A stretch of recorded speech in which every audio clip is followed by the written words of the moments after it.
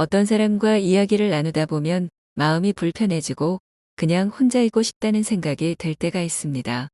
그런데 또 어떤 사람과는 즐거워서 계속 이야기하고 싶은 적도 있을 겁니다.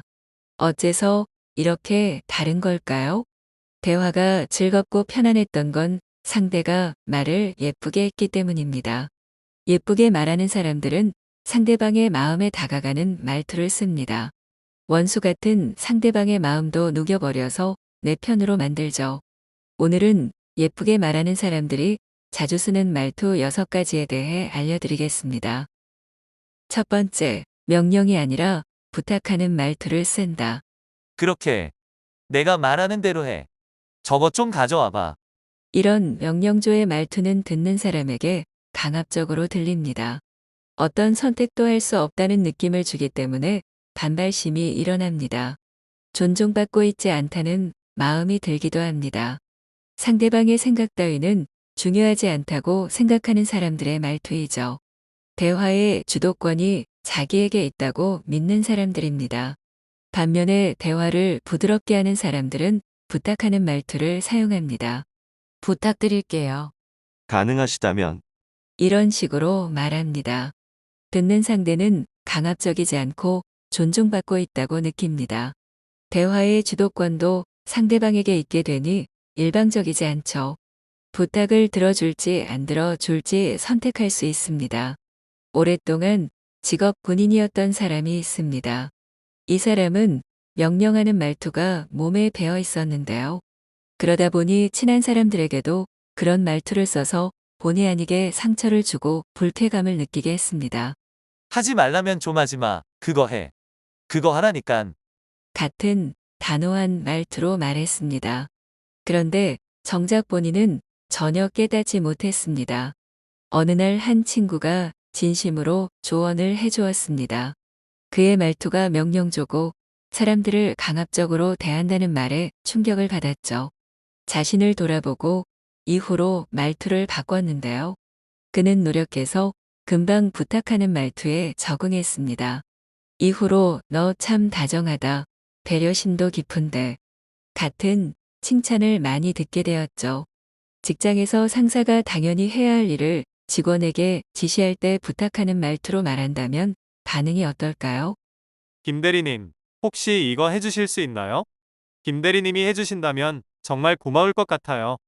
이런 말을 듣는 직원은 상사를 존경하고 시킨 일을 더 잘해야겠다고 생각할 겁니다. 이처럼 부탁하는 말투로 상대방에게 선택권을 주면 부담감도 훨씬 줄어들겠죠. 그런데 이런 말투가 너무 가식적으로 느껴져 그냥 대놓고 말하는 게 낫다고 생각하는 분들도 있을 겁니다. 하지만 명령조로 이거 빨리 마감하세요 하는 말을 내가 들을 때의 기분을 상상해 보세요. 길더라도 부탁하는 말투로 했을 때가 훨씬 기분 좋고 부담도 줄어들 것 같습니다. 두 번째, 섣불리 판단하는 말을 하지 않는다. 우리는 누군가를 만날 때 그 사람을 있는 그대로 받아들이지 못할 때가 많습니다. 대신 나의 생각이나 나의 기대를 주장하려고 하죠. 자기 자신의 이익을 위해서 거친 말과 행동을 한다면 누구와도 좋은 관계를 유지하기 어려울 겁니다. 그래서 일상에서 말 한마디를 해도 항상 조심스럽게 해야 하는데요. 예쁘게 대화하는 사람들은 상대방 그 자체나 그가 처한 상황을 내 뜻대로 바꾸려고 하지 않습니다. 동네에 새로 생긴 카페에 방문한 상황을 예로 들어보겠습니다. 커피 한 잔을 마시려고 카페에 들어섰습니다. 분위기가 마음에 듭니다. 주문하려고 직원에게 갔는데 손님이 왔는데도 휴대폰에서 눈을 떼지 못합니다. 주문을 받으면서도 직원은 계속 휴대폰에서 눈을 떼지 못합니다. 기분이 상해서 이렇게 말해버립니다. 저기요. 손님이 왔으면 똑바로 주문을 받아야죠. 내 돈 내고 마시는데 이 정도는 말할 수 있다고 생각하겠죠. 이 직원이 그때는 바뀔 수는 있습니다. 그런데 이런 말을 했다고 해서 근본적으로 바뀔까요? 오히려 마음에 든 카페를 다시 방문할 때 그 직원과 마주칠 게 불편해질 뿐입니다. 예쁘게 말 잘하는 사람들은 이런 상황에서 상대방을 질책하거나 바꾸지 않습니다. 대신에 여유로운 마음으로 그 직원에게 말을 건넵니다. 카페 커피 향이 참 좋은데요? 이렇게 말을 걸면 직원은 휴대폰에서 눈을 떼고 대화가 이어지게 되죠. 더 나아가 커피를 다 마시고 나서 커피가 정말 맛있는데요. 덕분에 잘 마셨어요. 라는 인사말까지 한다면 단골 카페가 될 수도 있을 겁니다. 영화 원더에는 이런 말이 나옵니다. 옳은 것과 친절한 것 중에 하나를 고르게 된다면 친절을 선택하세요. 불법적인 거나 부당한 것을 선택하라는 말이 아닙니다. 옳은 것을 말할 때 혹시 친절을 빠뜨리지 않는지 돌아보라는 의미입니다. 카페 이야기를 다시 보면 직원의 행동을 지적해서 바꾸는 게 옳은지도 모릅니다. 하지만 친절한 마음으로 그 상황을 여유롭게 받아들일 때 더 아름답다는 걸 알 수 있습니다. 말을 예쁘게 하는 사람들은 섣불리 남을 비난하거나 판단하지 않습니다. 내가 오해를 하는 걸지도 모른다고 생각하죠. 친절과 배려하는 마음으로 사람과 상황을 본다면 밝은 미소와 함께 예쁜 말 한마디를 건넬 수 있겠죠. 세 번째, 감사하다는 말을 잘한다. 누군가가 여러분에게 칭찬을 한다면 어떻게 반응하시나요? 대부분은 칭찬받으면 쑥스러워서 아니라고 사양하는 말을 하는데요. 감사하다는 말은 듣는 사람에게 선물을 주는 것과 같습니다. 상대방의 칭찬에 감사합니다 하고 말하면 선물을 해주는 겁니다. 또 누군가의 행동에 대해 존중하는 마음이 들었다면 당연히 말로 표현해야 하는데요. 우리는 감사한 마음을 전할 타이밍을 놓칠 때가 많습니다. 일상에서 감사합니다. 하고 자연스럽게 말하는 게 익숙하지 않은 분들도 계실 겁니다. 감사하다는 말이 입에 배지 않아서 그렇습니다. 여러분, 일상에서 감사하다는 말을 얼마나 하시나요? 대화를 잘하는 사람들은 감사하다는 말을 자주 합니다. 감사하다는 말을 하는 예를 들어볼까요? 배고플 때 음식을 배달해주는 분에게 음식을 받으며 감사하다고 할 수 있겠죠. 택배도 마찬가지로 내가 필요한 물건을 집 앞까지 가져다 주니 참 고맙습니다. 편의점에서 아르바이트 하는 학생도 고맙습니다. 화장실 청소를 하러 오신 분도 고마운 마음이 듭니다. 감사 인사를 전하는 건 사람에 대한 매너입니다. 매너는 일상에서의 예의와 절차 또는 행동하는 자세를 말하는데요. 특히 나보다 강한 사람, 나이가 더 많은 사람, 높은 위치의 사람에게 매너 없는 사람은 거의 없습니다. 감사의 말은 나보다 약한 사람, 나이가 어린 사람, 아랫사람을 존중하는 매너를 보여주는 방법입니다. 고대 철학자 키케로는 감사는 최고의 미덕이자 다른 모든 미덕의 아버지다. 라고 말했습니다. 감사하다는 말만으로 상대에게 배려와 존중이라는 미덕을 베풀 수 있는데 안 하면 손해겠죠? 네 번째, 상대방의 진짜 의도를 말해준다. 예쁘게 말하는 사람들은 자기중심적으로 말하지 않습니다. 대화하는 상대의 마음속에 진짜 욕망을 알아채서 갈등 상황을 지혜롭게 풀어갑니다. 아파트를 팔고 이사를 가려고 한 어떤 부부가 있습니다. 마침 괜찮은 집이 나왔기에 당장 살고 있던 아파트를 팔려고 계약하게 되었습니다. 그런데 계약 당일에 갑자기 애초에 말한 금액에서 3천만 원을 깎아달라고 하는 겁니다. 화도 나고 어이가 없었죠. 당일날 이런 식으로 나오니 속으로 다 없던 일로 할까 하는 생각도 잠시 들었습니다. 하지만 현명한 이 부부는 상대의 엉뚱하고 무례한 요구를 감정적으로 받아들이지 않고 이성적으로 대처하기로 했습니다. 먼저 아파트를 사려고 하는 사람들의 상황을 파악했죠. 이들은 결혼을 앞둔 부부였는데 사실상 신랑 될 사람의 어머니가 거래를 주도하고 있었습니다. 그 어머니는 아들이 늦게 장가가는지라 손자를 빨리 보고 싶어 한다는 사실을 알아챘습니다. 가격을 협상하다가 잠시 쉬는 시간에 차를 마시면서 이렇게 말했습니다. 어머님, 이 집은 이상하게 아기가 잘생겨요. 저도 아들 둘을 낳았는데 먼저 살았던 분도 아들만 둘을 낳았더라고요. 이 말에 가격을 깎던 예비 신랑 어머니는 바로 계약하자고 했습니다. 그전에는 마트가 가까워서 좋아요. 지하철이 걸어서 5분 이에요 등 이점을 말해도 관심을 보이지 않았는데 말이죠. 상대방의 마음속 숨은 의도를 정확히 건드린 말이었습니다. 덕분에 3천만 원을 벌었죠. 만약에 이처럼 서로 대립하는 갈등 상황에서 부부가 화를 내거나 비난하는 말을 했다면 어떻게 됐을까요? 결코 훈훈하게 끝나지는 않았을 겁니다. 표면적으로는 돈 때문에 서로 의견이 충돌했었는데요.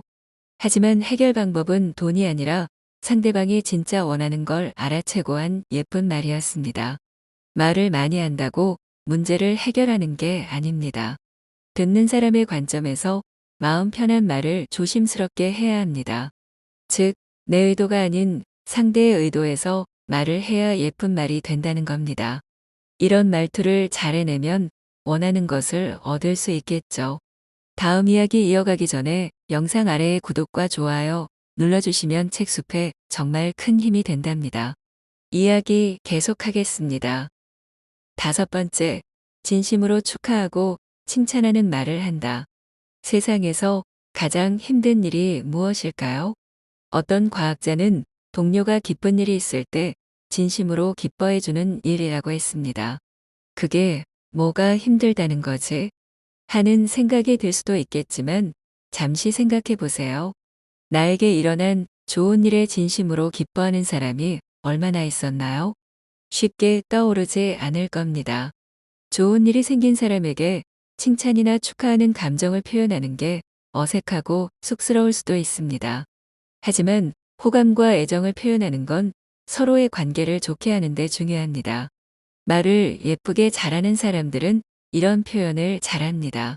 자신이 느끼는 긍정적 감정을 진심으로 말하는데요. 이런 말에는 3가지 특징이 있습니다. 첫째, 모호한 말 대신에 분명하고 구체적인 표현을 합니다. 둘째, 상대에 대한 나의 판단은 잠시 접어두고 긍정적인 느낌만 표현합니다. 셋째, 막연한 긍정이 아니라 구체적인 긍정의 감정을 표현합니다. 이런 식입니다. 어제 좋은 일이 있었다고 들었어. 내가 왜 이렇게 기분이 좋은지 모르겠어. 그동안 내가 한눈 팔지 않고 노력한 결과가 나타난 거라고 생각해. 정말 축하해. 내가 없었다면 이번 일은 끝내지 못했을 거야. 바쁜데도 불구하고 도와줘서 고마워. 덕분에 빨리 끝나서 첫째 아이 생일도 축하할 수 있었어. 상대방이 중요하게 생각하는 가치나 자부심을 느낄 만한 부분을 구체적으로 언급해 줍니다. 존중하면서 디테일하게 하는 칭찬에는 진심이 느껴질 수밖에 없습니다. 6번째, 겸손하고 긍정적인 말을 한다. 겸손은 나를 낮추면서 상대를 높여줍니다. 사람이라면 누구나 인정받고 존중받고 싶어 합니다. 그런데 알아야 할 사실은 내가 먼저 존중해 줄 때 상대방도 나를 존중해 준다는 겁니다. 잘난 척 자기 자랑만 하는 사람은 존중해 주기 어렵죠. 어떤 대화는 한 사람이 상대적으로 우위에 서는 경우가 있습니다. 사회적 위치나 경험, 지식의 차이 때문인데요.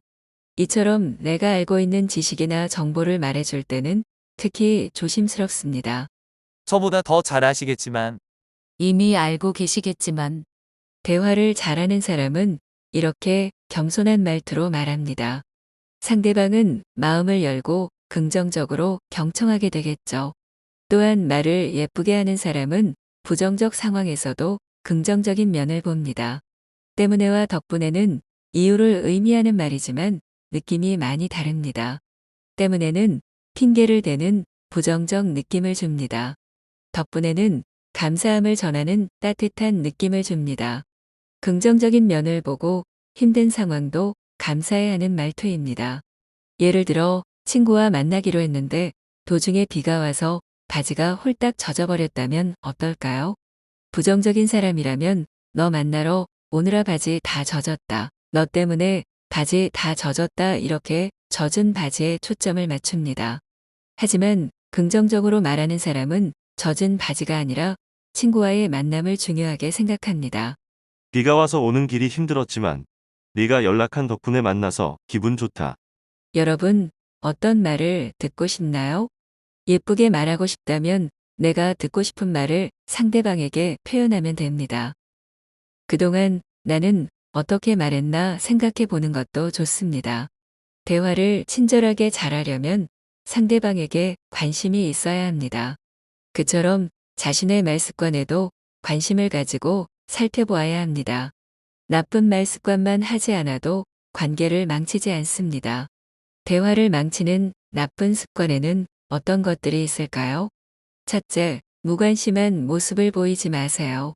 대화할 때 상대방과 눈을 마주치지 않고 이야기도 제대로 듣지 않습니다.